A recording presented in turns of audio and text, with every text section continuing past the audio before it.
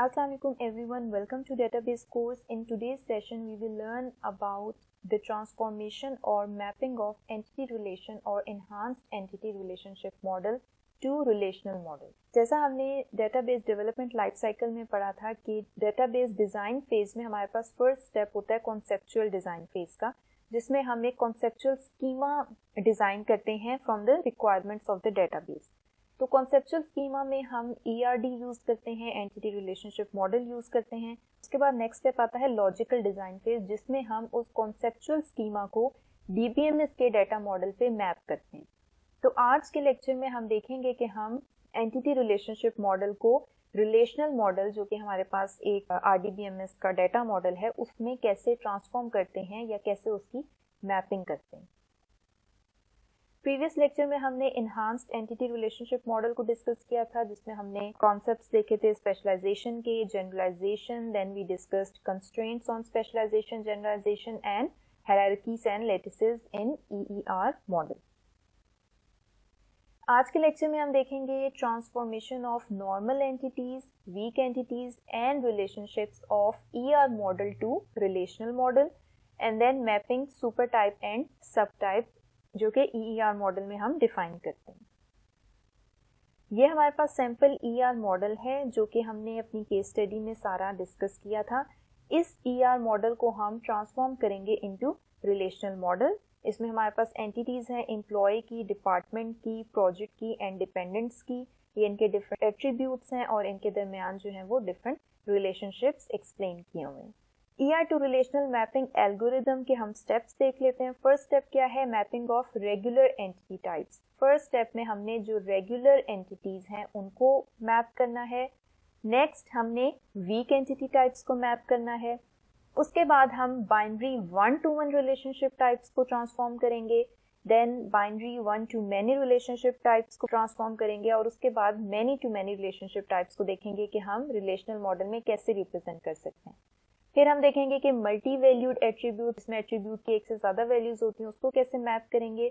और फिर हम डिस्कस करेंगे कि हम एनरी रिलेशनशिप टाइप्स मींस कि जो रिलेशनशिप दो से ज़्यादा एंटिटीज़ के दरमियान होता है, उसकी कैसे मैपिंग करेंगे in relational model. First step, mapping of regular entity types. For each regular strong entity type E in the ER schema, create a relation R that includes all the simple attributes of E. जो हमारे पास ER diagram में, ER model में entity, strong entity होती है, for example E, उसका एक relation बना लेंगे, मीन्स के उसका एक टेबल बना लेंगे, ठीक है, और उसके वो सारे एट्रीब्यूट्स उस टेबल में एज अ फील्ड्स ऐड करेंगे. Include only the simple component attributes of a composite attribute. जो composite attribute हैं, जो कि simple attributes के combination से बनते हैं, तो उनको हम उस टेबल में उनके सिर्फ simple components ऐड करेंगे. जैसे अगर एड्रेस में हमारे पास स्ट्रीट, सिटी और कंट्री है, तो हम जो टेबल बनाएंगे उसमें हम एड्रेस का कॉलम डिफाइन करने की बजाय हम उसका स्ट्रीट, सिटी और कंट्री के कॉलम्स ऐड करेंगे. Choose one of the key attributes of E as the primary key for R. जो एट्रीब्यूट हमने एंटिटी E का सेलेक्ट किया होता है एज अ की एट्रीब्यूट, जो कि उसको यूनिकली आइडेंटिफाई कर रहा होता है और उसमें कोई डुप्लीकेट वैल्यूज नहीं होती, उसको हम अपने टेबल की प्राइमरी की बना लेते हैं, ठीक है. जैसे we create relations employ, department and project in the relational schema corresponding to regular entities in the ER diagram. SSN, D number and P number are the primary keys for the relations employee, department and project. अब जो हमारी ER diagram में entities थी, employ की, department की, project की, उनके हमने टेबल्स बना लिए, और जो उनमें हमारे पास की एट्रीब्यूट्स थे, जैसे SSN for employ, D number for department and P number for project, ये हमने उन टेबल्स की प्राइमरी कीज बना ली. ये देखें, ये अब हमारे पास इस तरह से उस ER मॉडल का रिलेशनल स्कीमा बनता है. इसमें हमारे पास एम्प्लॉय की एंटिटीज का हमने टेबल बना लिया और उसके हमने एट्रीब्यूट्स को इस तरह से फील्ड्स में डिफाइन कर दिया, ठीक है.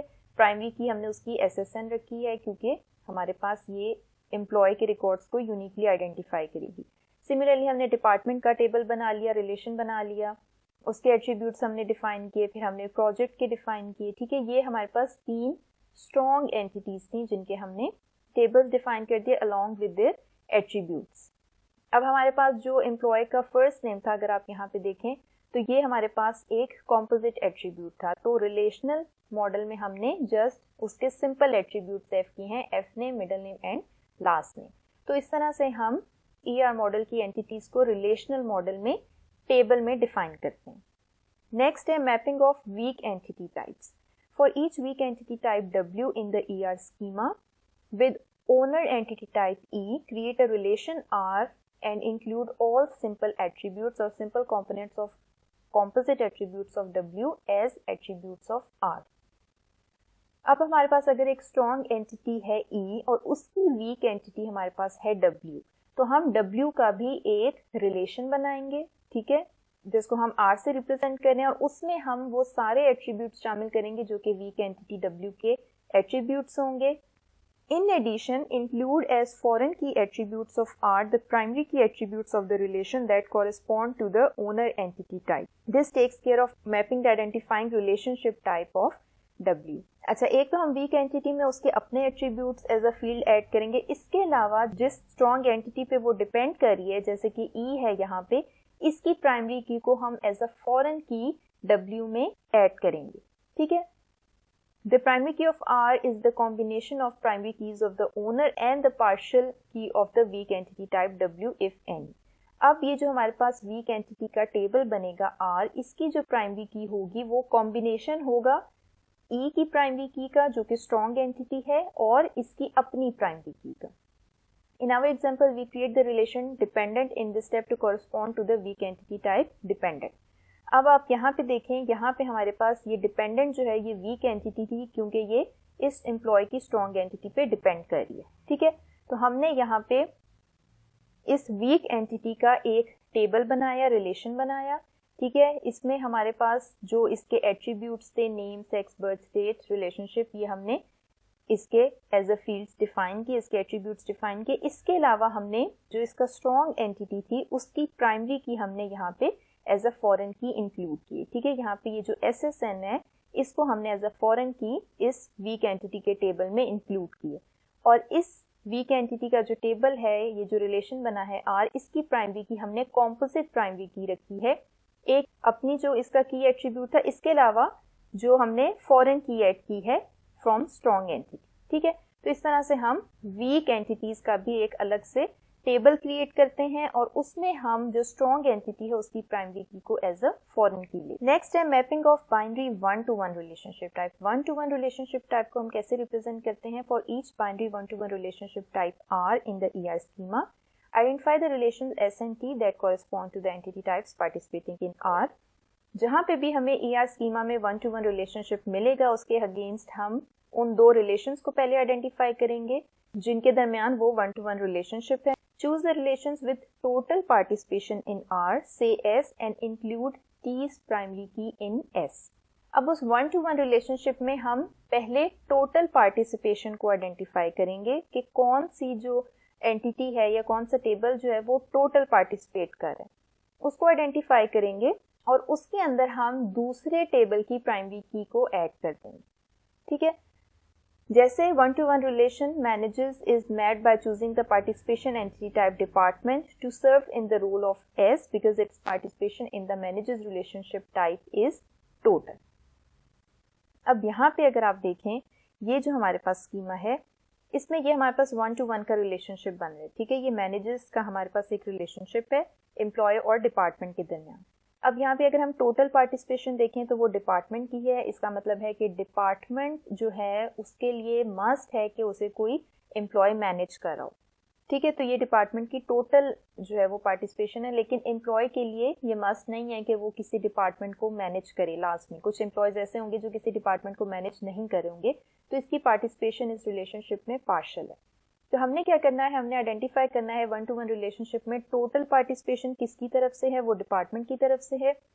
तो हम इस एंटिटी की, एम्प्लॉय की जो एंटिटी है, इसकी जो प्राइमरी की है वो इस डिपार्टमेंट में एज अ फॉरेन की ऐड कर लेंगे 1-to-1 रिलेशनशिप को रिप्रेजेंट करने के। तो यहाँ पे आप देखें डिपार्टमेंट में जो है वो हमने मैनेजर SSN जो है ये फॉरेन की ऐड की है। ये बेसिकली किसकी प्राइमरी की है, ये एम्प्लॉय की SSN, ये जो प्राइमरी की है ये वाली की है, ठीक है। तो हमने इसको डिपार्टमेंट में जिसकी टोटल पार्टिसिपेशन है उसमें एज अ फॉरेन की ऐड कर लिया।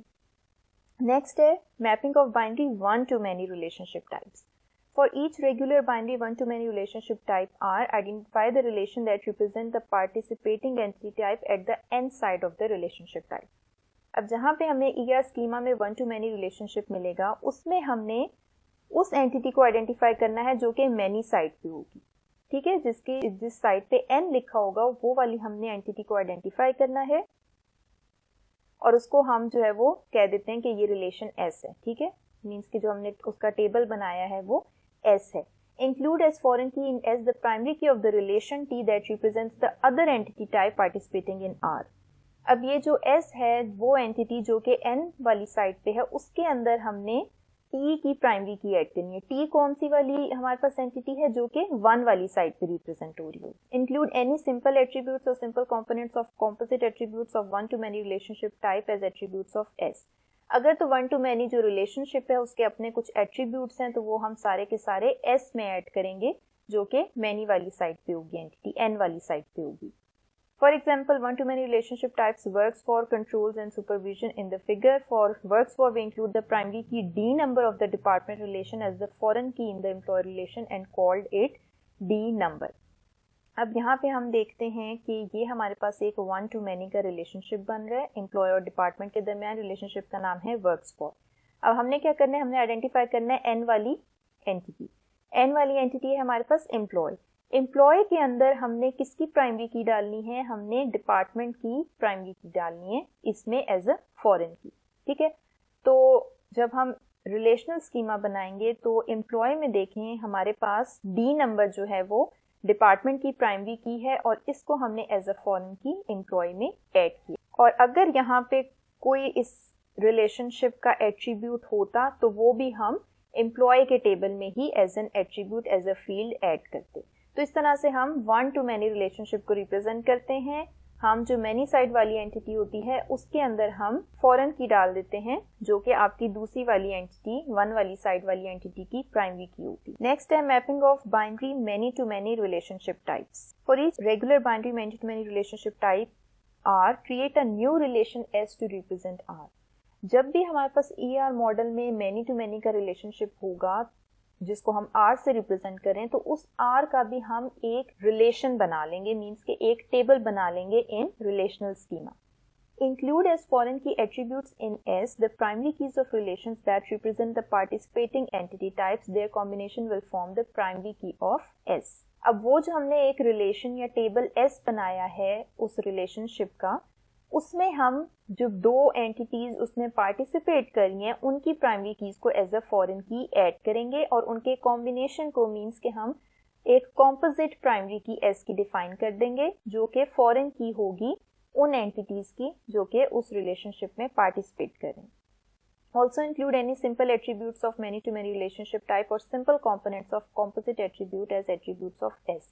अगर इस many to many relationship type के कुछ अपने attributes होंगे तो वो भी इसी रिलेशन या टेबल में एज अ फील्ड इंक्लूड किए जाएंगे और अगर कॉम्पोजिट एट्रीब्यूट्स होंगे तो हम उनके सिर्फ सिंपल कंपोनेंट्स को ऐड करेंगे. एग्जांपल हमारे पास वर्क्स ऑन रिलेशनशिप टाइप की. ठीक है, इसमें क्या है कि वर्क्स ऑन का जो रिलेशनशिप है उसका हम अलग से टेबल क्रिएट कर लेंगे और इसके अंदर हम प्रोजेक्ट की और एम्प्लॉय की प्राइमरी की ऐड करेंगे. ठीक है, और जो एट्रीब्यूट आवर्स है जो वर्क ऑन रिलेशनशिप का अपना एट्रीब्यूट है वो भी हम इस टेबल में एज अ एट्रीब्यूट ऐड करेंगे. जैसे फॉर एग्जाम्पल यहाँ पे ये देखें वर्क्स ऑन का रिलेशनशिप है बिटवीन एम्प्लॉय एंड प्रोजेक्ट. ये मैनी टू मैनी का रिलेशनशिप है तो हम वर्क्स ऑन के लिए भी एक अलग से रिलेशन बनाएंगे जैसे हमने एंटिटीज के लिए बनाया है. यहाँ पे देखें ये वर्क्स ऑन का हमने अलग से टेबल क्रिएट किया है.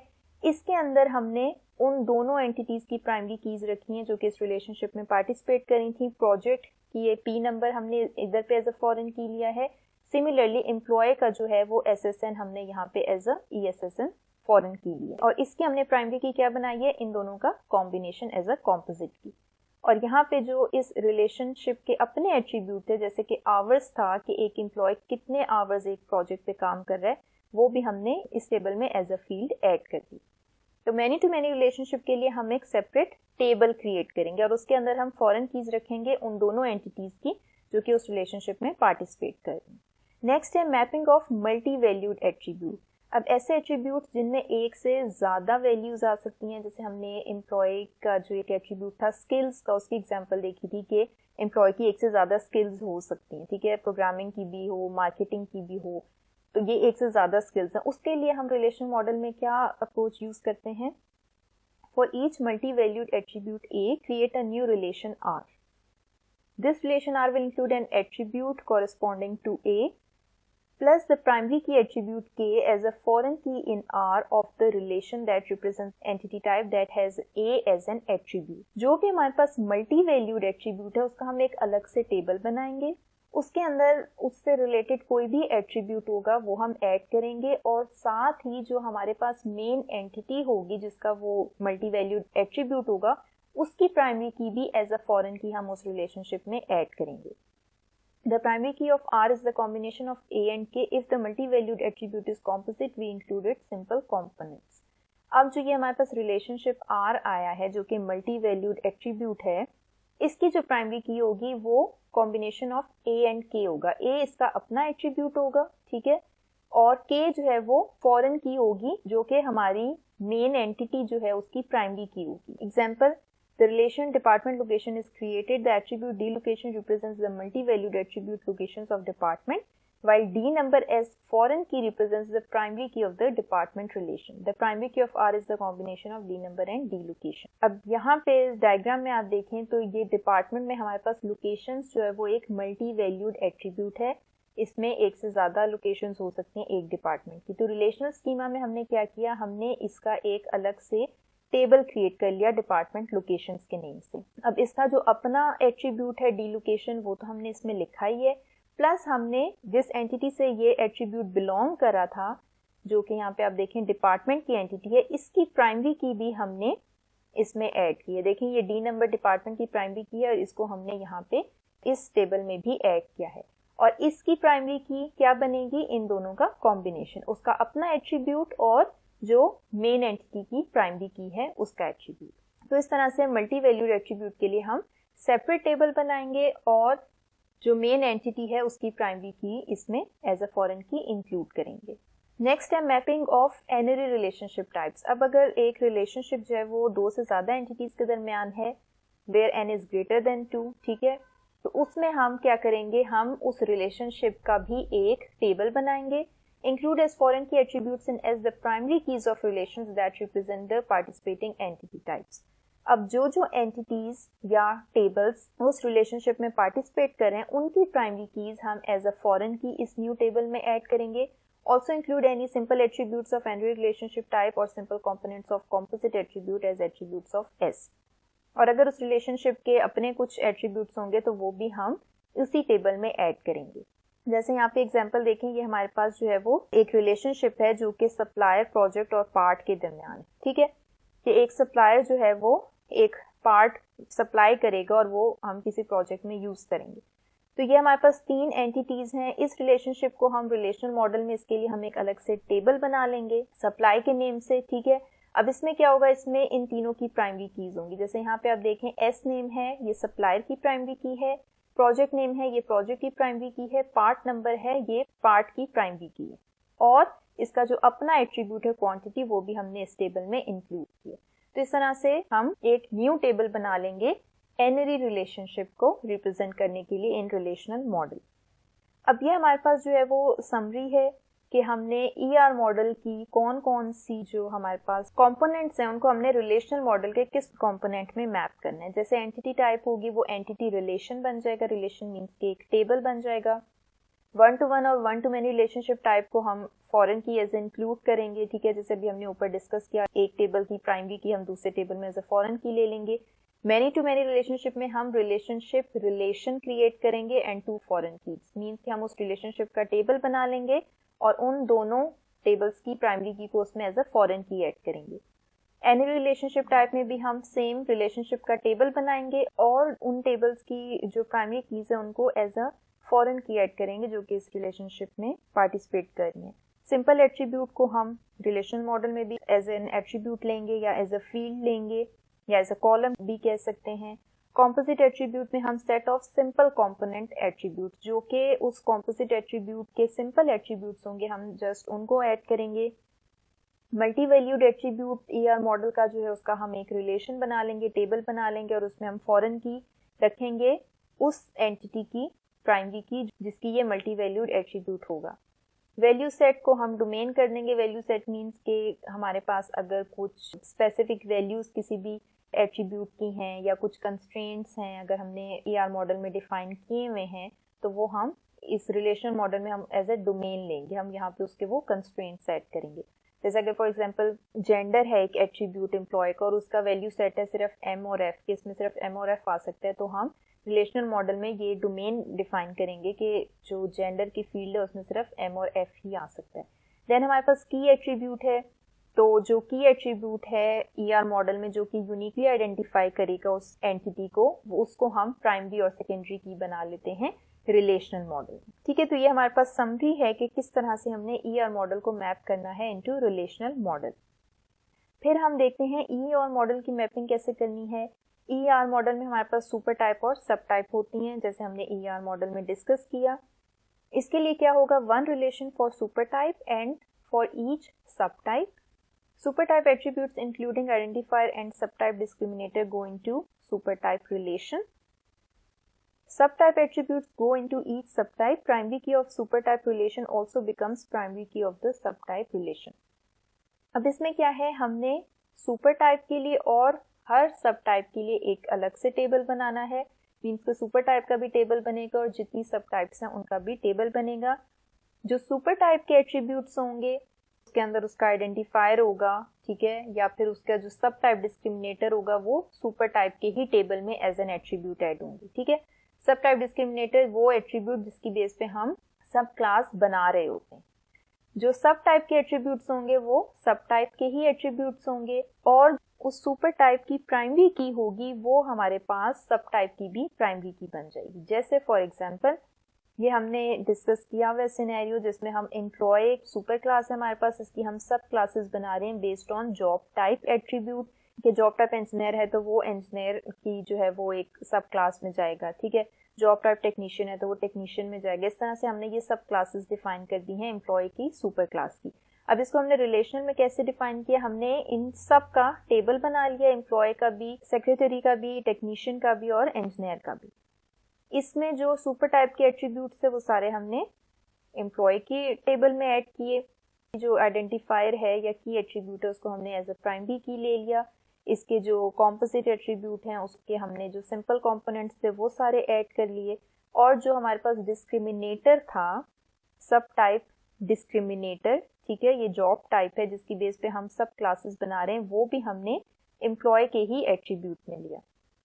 अब ये जो हमने सब टाइप की क्लासेस बनाई हैं इसमें इनके जो अपने एट्रीब्यूट्स थे, जैसे इंजीनियर का इंजीनियरिंग टाइप है, टेक्नीशियन का टी ग्रेड है, सेक्रेटरी का टाइपिंग स्पीड है, ये हमने इन्हीं टेबल के एज एन एट्रीब्यूट्स ऐड किए। प्लस जो इनकी सुपर क्लास की प्राइमरी की है वो हमने यहाँ पे भी इनकी वही सेम प्राइमरी की ली है। ठीक है, ये देखें SSN ही इन तीनों की भी सब क्लासेस की प्राइमरी की है जो कि इनकी सुपर क्लास की प्राइमरी की है।